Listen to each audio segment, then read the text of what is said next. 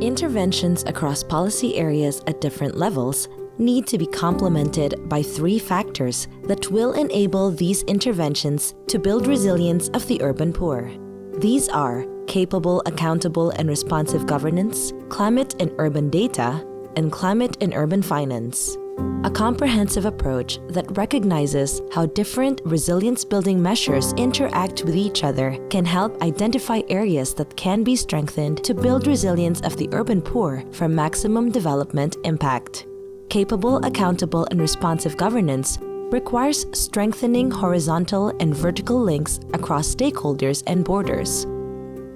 Climate hazards do not respect borders, so collaboration and coordination are needed to build resilience of the urban poor.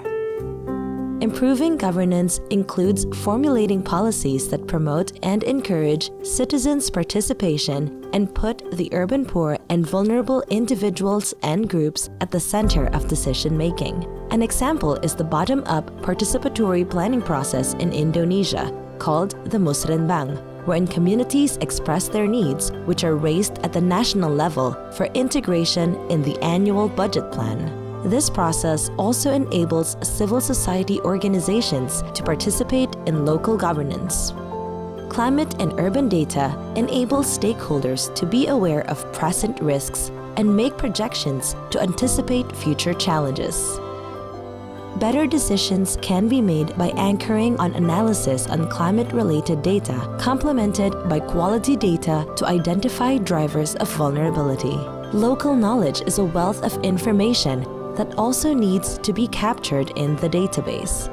As different cities and communities face different risks, context-specific data becomes crucial when designing, implementing, and monitoring interventions. For example, the Community-Based Monitoring System, or CBMS in the Philippines, generates information on multidimensional poverty down to the village level.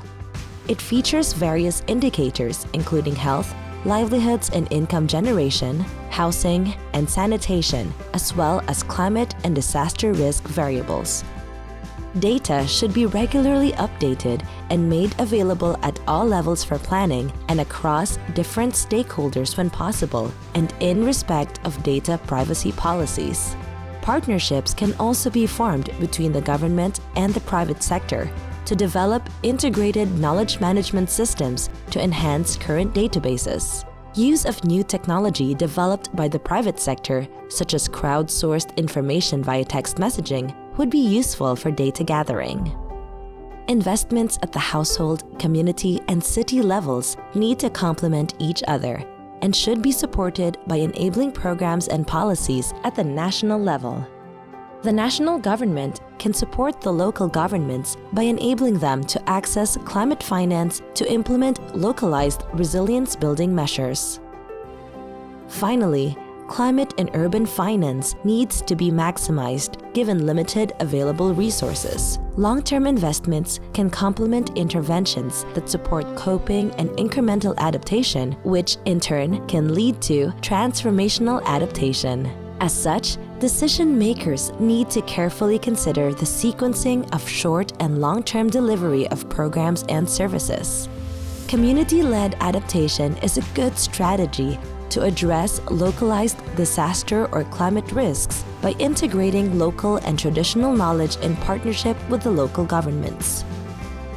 Since the localized disaster or climate risks faced by the communities will require local knowledge to address them, fiscal decentralization allows the local governments to work with the communities to support resilience-building solutions.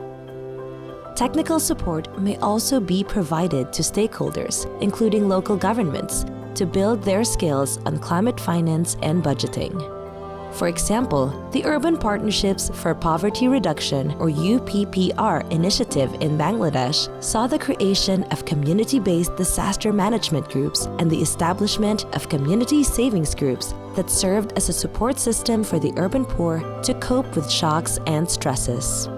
This concludes Video 6 of the Learning video series on building the resilience of the urban poor. In this video, you learned how the three enabling factors, capable, accountable, and responsive governance, climate and urban data, and climate and urban finance could enable the successful implementation of resilience-building efforts across the household, community, and city levels. This also ends this learning video series on building resilience of the urban poor.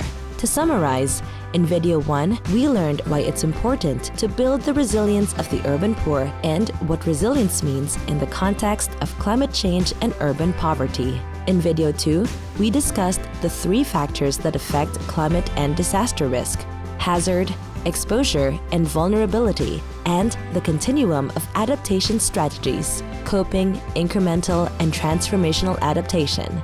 We were also introduced to the 6 policy areas: social protection, public health, livelihood, housing, urban planning, and community infrastructure, and the 3 enabling factors: capable, accountable, and responsive governance, climate and urban data, and climate and urban finance. In video 3, we talked about how we can build resilience of the urban poor at the household level. In video 4, we discussed how we can do this at the community level. And in video 5, we covered how we can build their resilience at the city level. Finally, in video 6, this video, we took a closer look at the 3 enabling factors to sustain the resilience-building efforts. Responding to climate change and building the resilience of the urban poor are complex issues. Resilience will also not be achieved in a single instance.